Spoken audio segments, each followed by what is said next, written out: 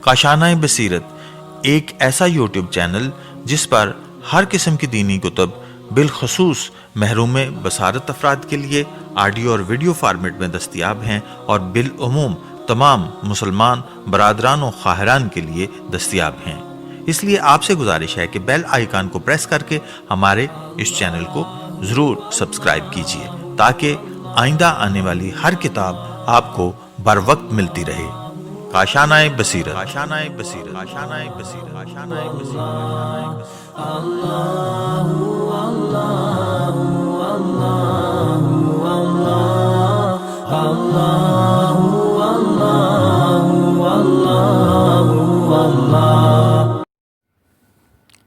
اعوذ باللہ من الشیطان الرجیم، بسم اللہ الرحمن الرحیم۔ ابتدا کرتی ہوں سب سے پہلے امام زمن کی خدمت میں سلام ہدیہ کرنے سے اور اس دعا کے ساتھ کہ امام زمن میری حاضری قبول فرمائیں اور مجھے اپنی معرفت عطا کریں، الہی آمین۔ سلام پیش خدمت ہے ان دوستوں کو جو ظاہری بصارت سے محروم ہونے کے باوجود بصیرت سے سیراب ہیں۔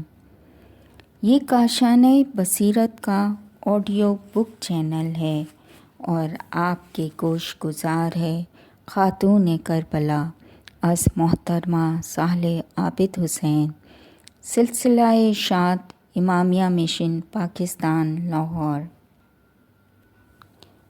یہ اس کتاب کا تیسرا حصہ ہے جو مشتمل ہے صفحہ نمبر 17 سے 22 تک۔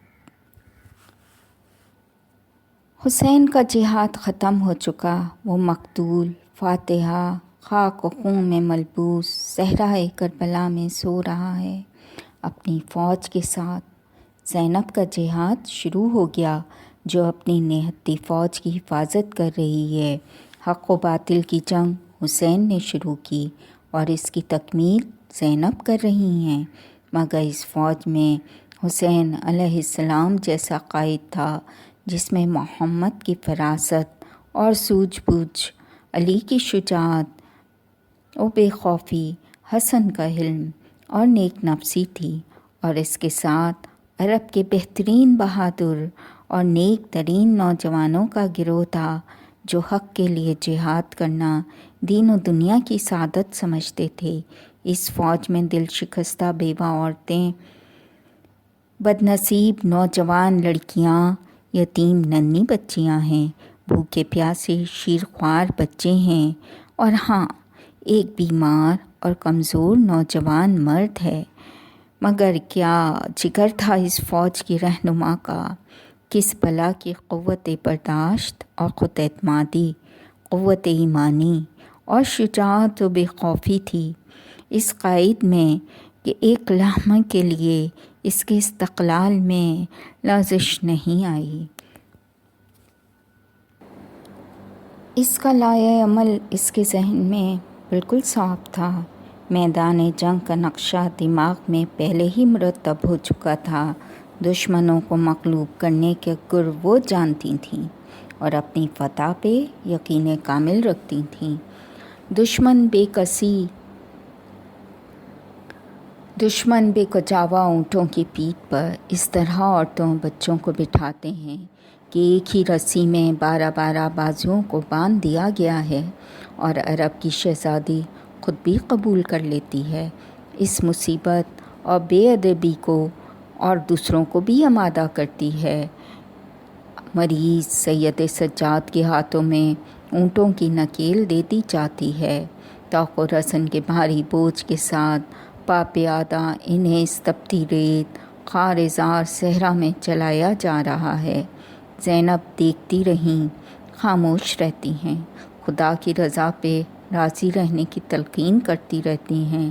روانگی کے وقت جب پیاروں کے پامال لاشیں صحرا میں بکھرے نظر آتے ہیں اور ساتھ ہی حسین کا بریدہ سر اقدس کو نیزے پر معراج پائے ہوئے دیکھتی ہیں تو برداشت نہیں کر پاتی، دشمنوں سے اونٹ کو ٹھہرانے کو کہتی ہیں۔ وہ نہیں سنتے، اور تو وہ اپنے آپ کو اونٹ پر سے نیچے گرا دیتی ہیں۔ دشمن مجبور ہو کے رک جاتا ہے۔ عاشق زار بہن بھائی کے لاشے کو دیکھتی ہے تو بے قرار ہو جاتی ہے اور فریاد کرتی ہے، کس سے؟ اپنے نانا کی روح سے۔ اے محمد، آسمان کے فرشتے آپ پہ درود بھیجتے ہیں۔ یہ حسین ہیں جو خاک و خون میں آلودہ گرم ریت پہ پڑے ہیں، اوروں کے اعضاء ٹکڑے ٹکڑے ہیں۔ یہ آپ کی بیٹیاں ہیں جو اسیر ہو کے جا رہی ہیں۔ اے محمد، یہ آپ کی ذریت ہے جو قتل کر کے زمین پہ ڈال دی گئی ہے اور ہوائیں ان پہ گرد و غبار ڈال رہی ہیں۔ حسین کے ماتمداروں میں گریہ و ماتم کا شور ہوتا ہے، یہاں تک کہ دشمن کی فوج کے سپاہی اس ظلم و ستم کے بانی بھی زار و قطار رونے لگتے ہیں۔ زینب کے کلمات خنجر کی تیز دھار کی طرح ان کے سیاہ قلبوں میں اترنے لگتے ہیں۔ کچھ دن کے بعد حسین کا لٹا ہوا قافلہ کوفہ پہنچتا ہے۔ کوفہ زینب کے باپ کا دارالخلافہ، جہاں وہ دین و دنیا کی شہزادی اور عورتوں کی قائد و رہنما کی حیثیت سے رہتی تھیں، اور کوفے کی عورتیں ان سے درس و ہدایت لینے آتی تھیں۔ کوفہ جس نے ہزاروں خط بھیج کے ان کے پیارے بھائی کو بلایا تھا کہ ہماری ہدایت کیجیے، وہی کوفہ جس نے حسین کے بے گناہ الچی مسلم کو انتہائی ظلم و ستم سے قتل کر دیا تھا، وہی کوفہ جس نے حسین سے دغا کی اور ان کو شہید کرنے میں پیش رہا، آج وہ دیکھ رہی ہیں کہ کوفے کے شہر کو دلہن کی طرح سجا دیا گیا ہے۔ بامودر دکانیں، بازار آراستہ ہیں، جوگ در جوگ لوگ حاکم وقت کے دشمن کے سر اور ان کے خاندان کی مقدرات کو دیکھنے کے لیے آ رہے ہیں۔ چھتیں عورتوں سے پٹی پڑی ہیں، ان میں وہ سیاہ دل اور شکی لوگ بھی ہیں جو اس ظلم و ستم کے ساتھی ہیں، وہ کمزور ایمان کچھ دل والے بھی ہیں جو حاکم وقت کے مظالم کے آگے جھک گئے ہیں اور حق کی جماعت سے منہ موڑ لیا ہے، اور ایسے بھی ہیں جو حقیقت حال سے ناواقف ہیں، جنہیں یہ نہیں معلوم کہ شہید ہونے والوں میں ان کے نبی کا نواسہ ہے اور بندی میں آنے والیاں رسول زادیاں ہیں۔ زینب اپنے قافلے کو لیے کس شان سے کوفے میں داخل ہو رہی ہیں۔ کپڑے پھٹے ہیں، بال بکھرے ہیں، سر چہرہ خاک آلودہ ہے، بازوؤں اور پیٹھ میں نیزوں کی انیوں کے زخم ہیں، ننگے اونٹ کی پیٹھ پہ بیٹھی ہیں، گلے اور بازوؤں میں رسیاں بندھی ہیں، ان کے پیچھے انہی جیسی دردناک تصویروں کا مرقع بکھرا پڑا ہے، اور بہت بریدہ سر نیزوں پہ بلند ہیں جن پر تقدس اور بزرگی ظاہر ہو رہی ہے۔ کچھ عورتیں روٹی وغیرہ بچوں کی طرف پھینکتی ہیں، زینب کو جلال آ جاتا ہے، وہ ننھے بچوں کے ہاتھ سے لے کے اسے پھینک دیتی ہیں اور ان عورتوں کو ملامت کرتی ہیں کہ تمہیں نہیں معلوم کہ صدقہ آل رسول پہ حرام ہے۔ نظارہ اس قدر دردناک ہے کہ لوگ برداشت نہیں کر سکتے، دشمن بھی رونے لگتے ہیں، عورتیں اور زیادہ سینہ کوبی کرتی ہیں۔ زینب دیکھتی ہیں، سمجھتی ہیں کہ پہلا معرکہ تو یہیں سر کرنا ہے۔ ایک تیز آواز یہاں سے وہاں تک گونجتی ہے، خاموش رہو۔ سناٹا چھا جاتا ہے اور کوفی علی کے انداز و لب و لہجے میں ایک فصیح و بلیغ خطبہ سن رہے ہیں۔ یہاں اس خطبے کا تھوڑا سا اقتباس ملاحظہ ہو۔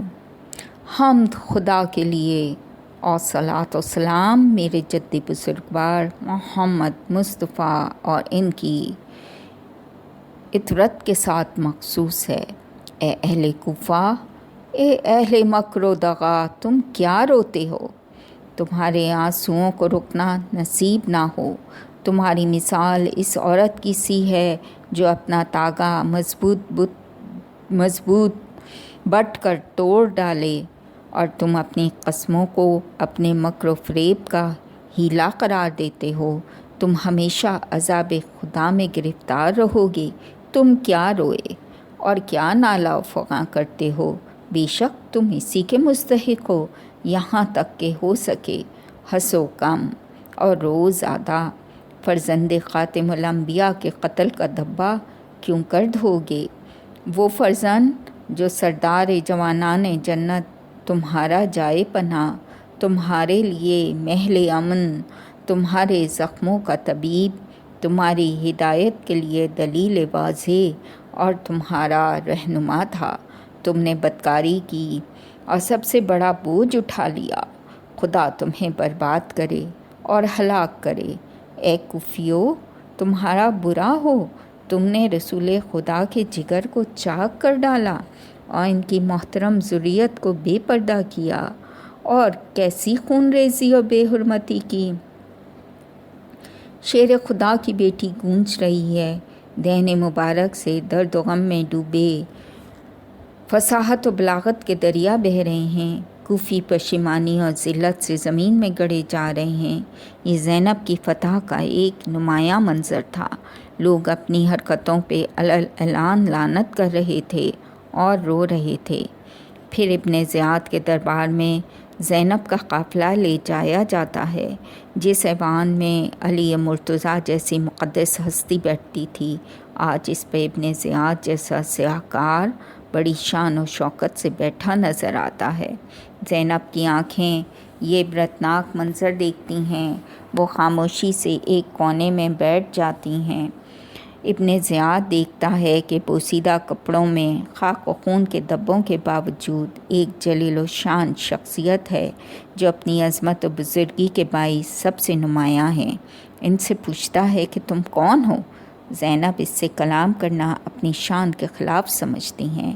وہ دوبارہ بارہ سوال کرتا ہے تو ایک عورت کہتی ہے کہ یہ زینب دختر فاطمہ۔ ابن زیاد اپنی ذلت اور ہتک سے اور بھی جل چکا ہے، نخوت کے ساتھ کہتا ہے، اس خدا کا شکر ہے جس نے معاذ اللہ تم کو ذلیل و رسوا کیا اور قتل کیا، تمہاری روایات کو جھوٹ ظاہر کر دیا۔ زینب انتہائی حقارت سے اس کی طرف دیکھتی ہیں اور فرماتی ہیں، اس خدائے تعالیٰ کا شکر ہے کہ جس نے محمد مصطفیٰ کے باعث ہمیں فضیلت عطا فرمائی اور دنیا کی تمام آلائشوں سے صاف و پاکیزہ فرمایا۔ بے شک فاسق ذلیل و رسوا ہوتا ہے اور فاجر جھٹلایا جاتا ہے۔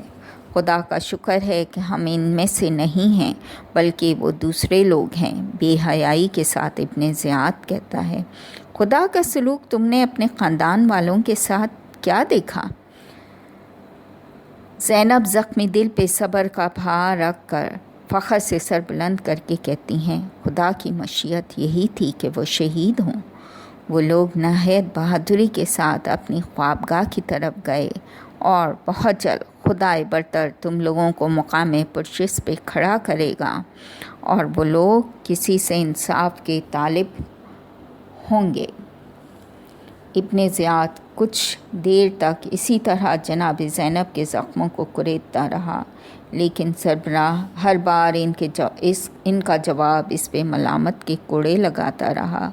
آخر ذلت و شرمندگی کو چھپا کے برا، یہ عورت مثل اپنے باپ کے مسجع و مقنع الفاظ میں باتیں کرتی ہے۔